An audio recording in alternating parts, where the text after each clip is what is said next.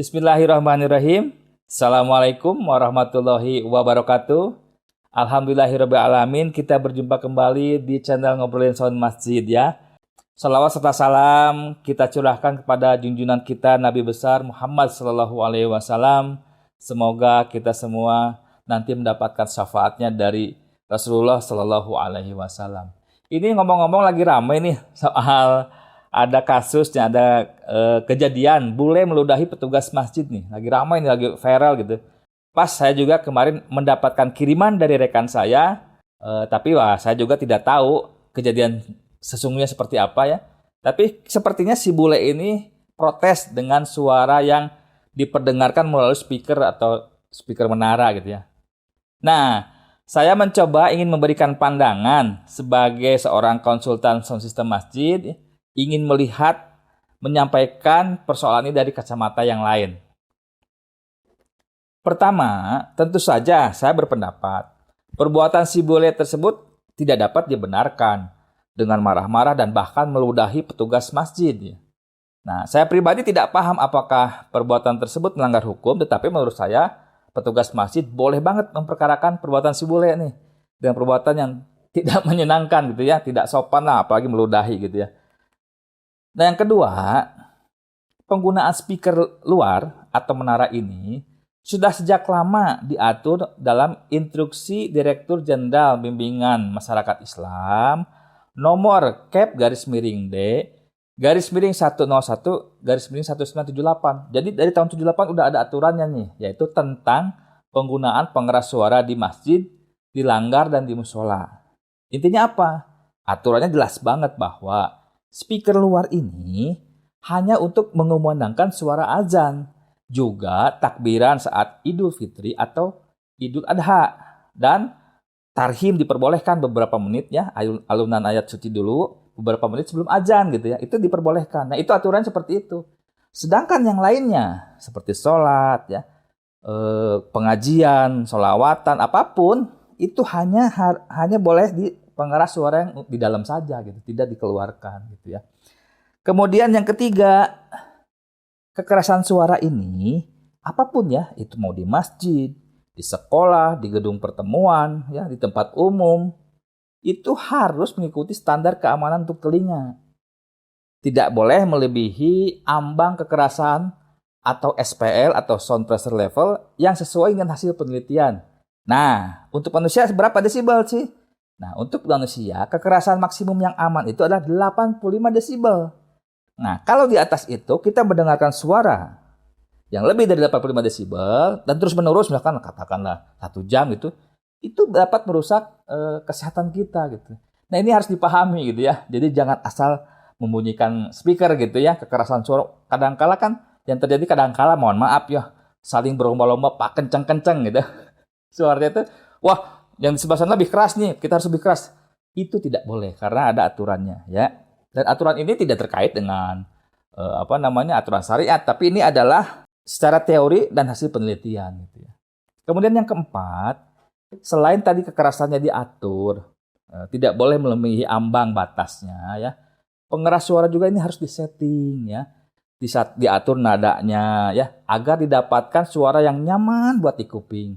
Tidak ada distorsi seperti misalnya keresap-keresap, cempreng, apalagi ya grosok-grosok tadi ya, atau apalagi mendem ya, suaranya nggak enak pokoknya di kuping gitu. Nah, ini harus diatur nih ya, ada pengaturannya. Yang kelima, kalau saya lihat nih di videonya nih, ternyata menurut saya lihat di videonya, petugas masjid itu menyuarakan lantunan Quran itu di waktu yang tidak sesuai dengan aturan pemerintah.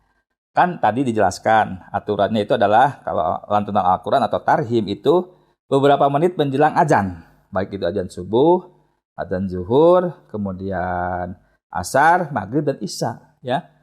Nah, ternyata tadi kedengaran dari rekaman itu kalau nggak salah jam 6 pagi gitu ya.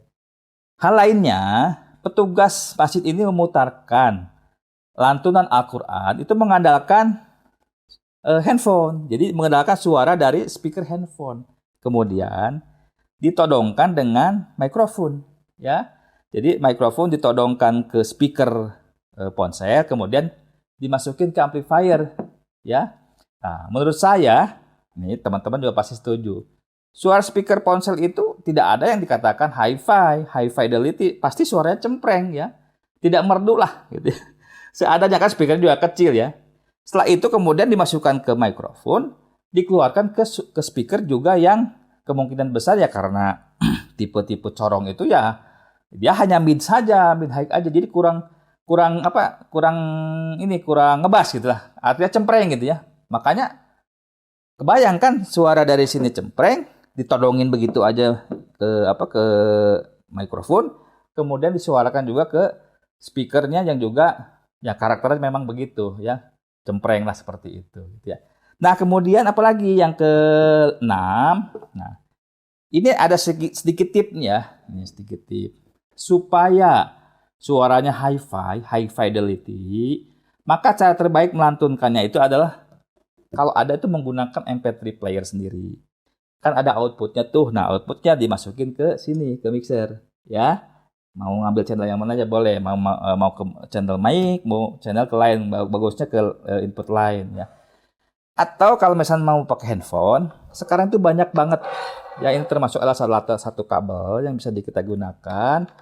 Jadi output dari handphone itu dicolokin ke kabel seperti ini, lalu dia dikoneksikan ke mixer, ya. Nah, masuk mixer gitu. Nah, sehingga suara yang dihasilkan itu adalah murni dari playernya ini, dari sinyal audionya, bukan dari speakernya yang cempreng ini gitu ya, bukan dari yang ini nih. Nah, ya, bukan dari yang ini, tapi dari output headset masuk ke mixer atau amplifier ya. Jadi itu akan menghasilkan suara yang jauh lebih bagus gitu ya. Hi-fi banget lah gitu ya. Kemudian apalagi nih yang ketujuh, ini juga saran nih buat teman-teman takmir masjid, pengurus masjid ya. Kalau di masjid tidak ada petugas yang paham tentang penataan sound system, cobalah sebaiknya untuk meminta bantuan pada ahli yang di bidang sound system masjid ya. Bahkan kalau memungkinkan nih, dan saya usulkan juga, sebaiknya jika memungkinkan, itu disiapkan satu orang petugas ya, yang dedicated gitu. Yang dia pokoknya ngurusin sound masjid aja. Ya. Kalau dia belum punya ilmunya, masukin ke training. Supaya dia paham bagaimana menata sound system masjid yang baik dan benar gitu ya. Jadi jangan serampangan gitu. Jangan semua orang masuk ke ruangan audio terus ngatur-ngatur sendiri. Nggak boleh. Ya, harus ada orang yang menangani gitu ya. Yang kedelapan ya, ini juga usulan saya kepada yang terhormat ya, mohon maaf banget kepada rekan-rekan takmir masjid ya. Sebaiknya masjid-masjid ini mulai mengadakan assessment sound system masjid. Ya, itu mau 1 tahun sekali, 2 tahun sekali, atau lebih baik ya lebih cepat gitu ya, dalam jangka durasi yang lebih cepat gitu. Dicek apakah sound masjid ini dalam kondisi yang masih prima ya, atau masih standar gitu kan, sesuai dengan standar pengaturannya gitu. Ya, jangan sampai masjidnya speakernya ternyata udah tidak memenuhi syarat, sudah tua, sudah aus, komponen juga sudah rusak dan lain-lain, itu masih dipakai gitu ya. Ya, ini banyak saya temukan di masjid-masjid seperti yang tetap memaksakan ini. Memang ya tetap kan ada budget yang harus dikeluarkan. Kita juga paham lah, saya paham juga ya. Tetapi artinya apa? Ya mau nggak mau, apakah itu takmir atau itu jemaah juga harus punya keinginan dong ya, keinginan untuk memperbaiki kualitas sound masjid gitu ya. Jangan sampai ini masjid ini itu tidak boleh kalah dengan tempat-tempat maksiat, mohon maaf ya.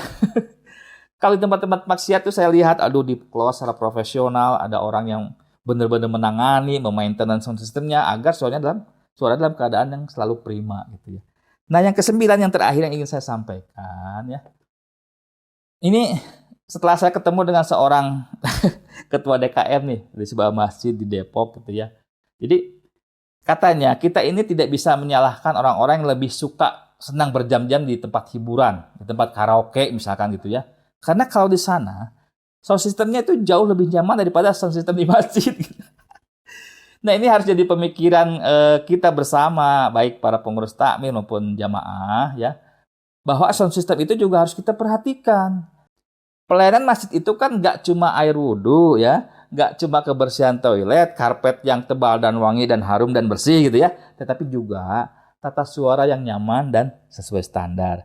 Nah, ini dari kasus ini, ya ini semua pasti ada hikmahnya nih, kenapa si bule marah-marah, ya.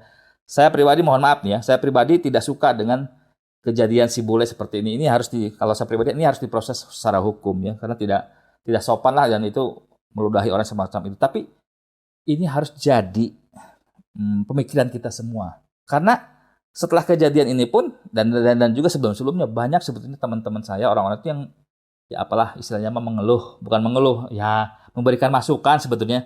Aduh, kalau bisa sih jangan dari jam 3 pagi lah memandangin suara sound masjid yang di luar itu ya, apalagi kalau yang nggak enaken lah, mohon maaf gitu ya, misalkan anak-anak yang suaranya teriak-teriak atau justru mungkin suaranya yang mohon maaf gitu ya, nggak merdu nggak apa gitu, diperdengarkan dari jam 3 pagi gitu ya. Itu kan jam 3 jam 4 mungkin ada orang yang di dekat masjid itu yang ingin sholat tahajud dengan nyaman, dengan khusyuk, ya, terganggu gitu. Itu teman-teman saya, beberapa kenalan saya itu mengungkapkan hal tersebut kepada saya. Cuman lagi-lagi mereka tuh nggak berani gitu karena takut, waduh ini anti-Islam, ini teroris gitu ya, bayangin.